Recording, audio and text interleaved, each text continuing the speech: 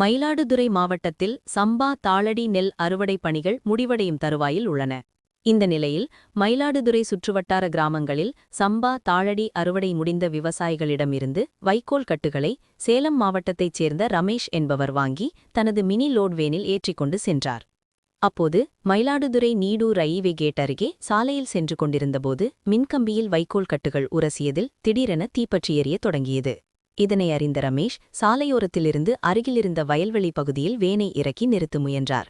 ஆனால் அதற்குள் வைக்கோல் கட்டுகள் முழுவதும் தீப்பற்றி கொழுந்துவிட்டு எரிந்தது.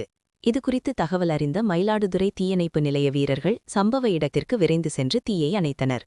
இந்த தீ விபத்தில் வேனிலிருந்த அனைத்து வைக்கோல் கட்டுகளும் தீப்பற்றி எரிந்து சேதமானதோடு மினி லோட் வேனும் சேதமடைந்தது. இதனால் அந்த பகுதியில் பரபரப்பு ஏற்பட்டது. செய்திகளை உடனுக்குடன் தெரிந்து கொள்ள லைக் பண்ணுங்க, ஷேர் பண்ணுங்க, சப்ஸ்கிரைப் பண்ணுங்க, மறக்காம கமெண்ட் பண்ணுங்க.